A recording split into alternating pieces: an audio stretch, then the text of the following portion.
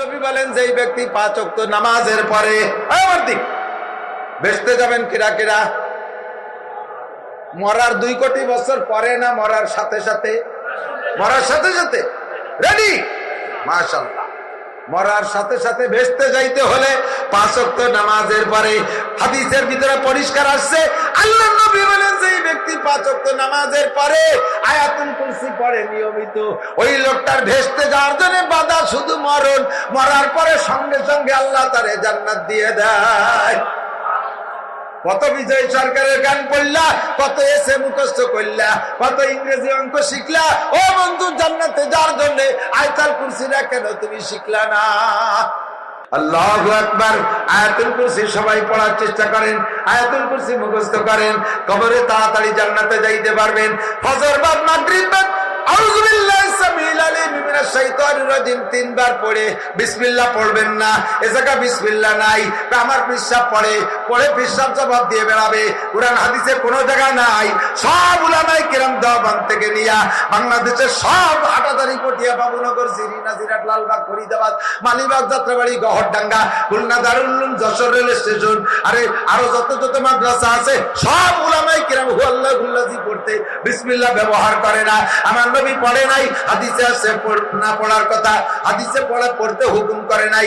আউযু বিল্লাহি সামিল আলিম মিনাশ শাইতানির রাজিম 3 বার পড়া ওয়াল্লাহুল্লাযী সূরা হাজরের শেষ 3 আয়াত পড়বেন। ৭০,০০০ ফেরেশতা ফজরে পড়লে মাগরিব পর্যন্ত, মাগরিবে পড়লে ফজর পর্যন্ত আপনার আমলনামায় নেকি লিখতে থাকে আর আপনার জন্য আল্লাহর কাছে ক্ষমা চাইতে থাকে। নারী বড় আর পুরুষ বড়, সকলের জন্য একই হুকুম। সর্বোপরি ইনকাম হলো যারা এই সূরা হাজরের শেষ 3 আয়াতের আমল করে। ওই সমস্ত মানুষগুলো মারা গেলে তাদের জানাজায় দুনিয়ার কোন মানুষ হাজির হোক আর না হোক, ৭০,০০০ ফেরেশতা যারা এতদিন আপনার নামে নেকি লেখছে, এই ৭০,০০০ ফেরেশতা জানাজায় হাজির হবেই হবে।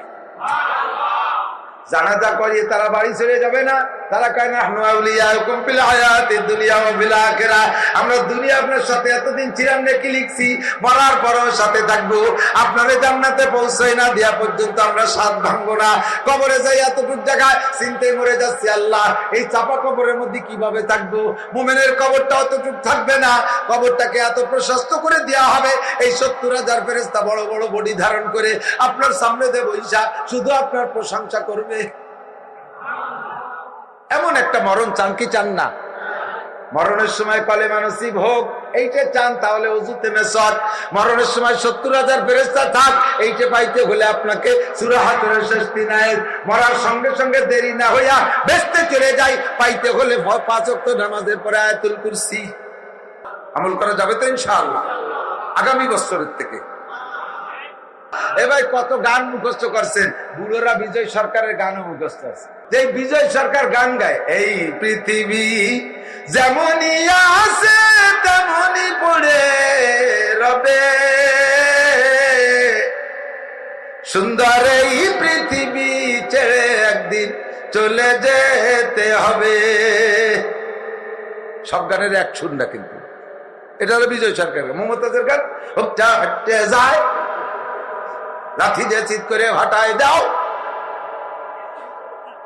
এক এক গানের এক এক সুর, ঠিক না? বিজয় সরকারের গান বুড়ো মানুষ তুমি কণ্ঠ সয়াদ করেছো, কারে হবে কলকে আরি জুমলা রাজ বাকুদা তদবির রহিলা কায়রাওয়াজ। দুনিয়া সব পারো, ইংরেজি পারো, অঙ্ক পারো, বাংলা পারো, জ্যামিতি পারো, বীজগণিত পারো, পাটিগণিত পারো, চালাকি পারো, ফাঁকিঝুঁকি পারো, রেকর্ড পারো, পরসা পারো, এসে পারো, বিআরএস পারো, সব তুমি পারো। লেখাপড়া কিছু জানে না, আন্তর্জাতিক খ্যাতি সম্পন্ন মূর্খ, তারপরও কাগজ বোঝে জন্মের বোঝা। এরকম কিছু পণ্ডিত আছে না? জমি মাপতে ভিতে লাগে না, 3 লাখ দিয়ে কয় 2 বিঘে, পাউদে মেঘে কয় যে একটু কাছে যাবে। এত বড় পণ্ডিতের পণ্ডিত, দুনিয়ার সবকিছু ভালো পারো, তুমি আল্লাহর কুরআন পড়তে পারো না, আত্তাহিয়াতু পড়তে পারো না, সূরা ফাতিহা তুমি পড়তে পারো না। আছে না নাই? কথা বলেন। আল্লাহু আকবার। বিজয় সরকারের গান জানো, বাজতে হবে কোন জায়গা তাও ভালো পারো। জাকি হবে, জায়গায় জায়গায় জাকি আছে। কোন জায়গা কোন জাকি? যেমন আছে এ সময় সামনের দিক, যেমন আছে এই পৃথিবী ঠিক এ সময় রেজুল, তেমনই পড়ে রবে সুন্দর এই পৃথিবী ছেড়ে একদিন চলে যেতে হবে। ভাই বলো আর বন্ধু বলো, কেউ না সাথে যাবে। সুন্দর এই পৃথিবী ছেড়ে একদিন চলে যেতে হবে। কুরআন শরীফের আয়াতের তর্জমা। কিন্তু তুমি সেই আয়াতটা পারো না, পারো বিজয় সরকারের গান। ও মুসলমান, একটু মুখস্থ করো সূরা ফাতিহা, শুদ্ধ করে আসো, একটু আয়াতুল কুরসি পড়ো। একেবারে আজকে তো এই গেছে ঈশার নামাজ, কালকে ফজরের থেকে ইনশাআল্লাহ রেডি রেডি। ও যুবক, তোরা যারা নামাজ পড়িস না, আমার কলিজা মহব্বতের সাথে বলি, গালাগালি করি না, রাগ করি না, দাগ করি না। বয়সের গরমে, রক্তের গরমে হয়তো মনে করতেছ এত তাড়াতাড়ি নামাজ পড়লে আকাম গুলো কবি করবো। এত তাড়াতাড়ি চুপিয়ে গেলে এরপরে কয়েকটা সফর বাকি রয়েছে, সুন্দরবন রয়েছে, বান্ধবী টান্ধবী নিয়ে ইত্যাদি ইত্যাদি ইত্যাদি আছে, এগুলো কবে করব? এত তাড়াতাড়ি বুজুর্গ হওয়া যায় নাকি? যুবকরা তাই মনে করে। আরে তুই বুড়ো হবি কি হবি না তার কোনো গ্যারান্টি আছে নাকি? যুবক থাকতেই তোমাকে সবকিছু করে উঠতে হবে। এখন থেকে রেডি হও। তোমরা যারা নামাজ পড়ো না, আজকের ফজরের নামাজটা একটু পড়ে দেখো তো। যারা নামাজ পড়ো না, আজকের ফজরের নামাজটা একটু পড়ে দেখো, মনের ভিতরে কেমন লাগবে। আলাদা একটা সাহস, একটা মজা, ভিন্ন একটা স্বাদ। এই স্বাদ দুনিয়ার কিছুতে বোঝানো যাবে না। ঘরের থেকে বেরোনোর সময় তোমার মনের ভিতরে আলাদা রকম একটা সাহস আসবে, আমি আল্লাহকে রাজি খুশি করে বের হয়েছি, আজকে আমি কোনো কাজে ব্যর্থ হব না ইনশাআল্লাহ। কতক্ষণ যারা নিয়মিত পড়েন তারা আজকের ফজরের নামাজটা না পড়ে দেখেন মনের মধ্যে কেমন লাগে। ভয়তে আপনার পাউই আপনার চাকাই ঘুরবে না। কতক্ষণ নামাজিরা কোন এরকম যদি মাঝে মাঝে আচানক ফজর ছুটে যায় বা কোনো একটু ছুটে যায়, ভয় লাগে কি লাগে না? কেমন ভয়? আরে আজকে মনে হয় কোনো তো হবে না, সব শেষ, আমি নামাজ পড়তে পারি না। নামাজের ভিতরে আল্লাহ তাআলা প্রশান্তি, শান্তি দান করেন। এটা কোরআন শরীফের কথা। মান আমিলা সালিহান মিন যাকারিন আও উনসা ওয়া হুয়া মুমিন। আমার দিক, মান আমিলা সালিহান মিন যাকারিন আও উনসা ওয়া হুয়া মুমিন, যেই ব্যক্তি নারী আর পুরুষ নেক আমল করে, মান আমিলা সালিহান, নেক আমল করে, মিন যাকারিন আও উনসা, নারী আর পুরুষ, ওয়া হুয়া মুমিন, ঈমানের সাথে। আল্লাহ পাক রব্বুল আলামিন বলেন, ফালানুহিয়ান্নাহু হায়াতান তাইয়্যিবা, তাকে আমি পড়ো সুখময়, শান্তিময়, এদিক সুখময়, শান্তিময়, নিরাপদ, প্রশান্তিযুক্ত, অশান্তি মুক্ত, দুশ্চিন্তা মুক্ত, টেনশন মুক্ত, অভাব মুক্ত, সুন্দর একটা ইজ্জতের সাথে আমি একটা জিন্দেগি তারে দান করি।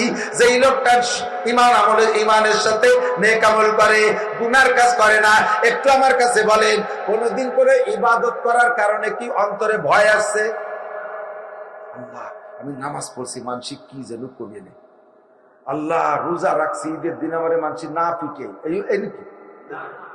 আমি 2 পারা কোরআন শরীফ পড়ছি, আল্লাহ আমারে কেউ গলা চিবে না ধরে। আমি এবার হজ করে আইছি, আল্লাহ আমারে বাজারে নিয়ে কেউ জুতোর বাড়ি না মারে, এই চিন্তা আছে না? কিন্তু আমি মদ খাইছি, যদি ধরা পড়ি সবাই আমারে চুমু দেবে।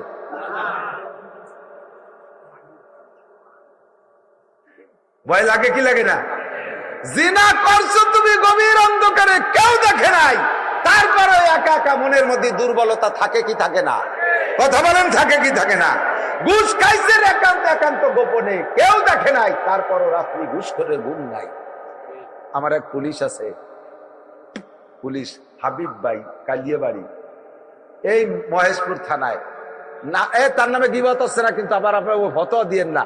সে আমারে বলছে, হুজুর আমার নামটা কইয়ে রেফারেন্স দিয়ে আপনি বলবেন, হাজারো পুলিশের ভিতরে পরিবর্তন হয়।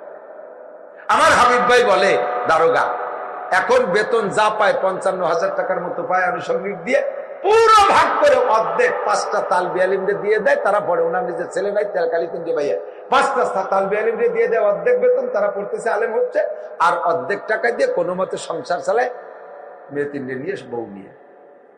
যে হুজুর যখন খাইছি তখন খাইছি, খাইছি তো খাওয়ার মতোই খাইছি, একটু কম খাইনি। খাইয়ে দাইয়ে রাত্রের মধ্যে ঘুম আসতো না, খালি টেনশন, মোবাইলের দিক খেয়াল, টেলিফোনের দিক খেয়াল, কোন বড় স্যার ফোন দেয়, হাবিব টাকার ভাগ দাও নাই কেন, এই চিন্তে রাতের মধ্যে ঘুম হয়নি। সকালে ঘুমে উঠে সাইকেল পত্রিকা কিনতাম, আল্লাহ কোন পত্রিকা আমার নাম আইছে, অমুক রাইতে ঘুষ খাইছে অমুক দারোগা, এই চিন্তে 24 ঘন্টা পাগল থাকতাম।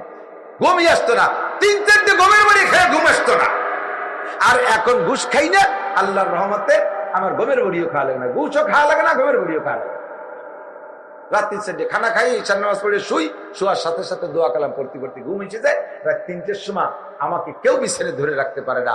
আমার মনে হয় যেন উপর থেকে ডাক আসতেছে, আল্লাহ মুস্তাগফিরিন ফাগফির আল্লাহ, ও হাবিব এতদিন অন্যায় করছিস, চলে আমি মাফ করে দেব। মনে হয় যেন আল্লাহ আমাকে ডাকতেছে। আর আমার বিছানায় পিঠ দিতে ভালো লাগে না, আমি সঙ্গে সঙ্গে উঠে তাহাজ্জুদ পড়ে মালিকের সাথে যোগাযোগ করি। সুবহানাল্লাহ।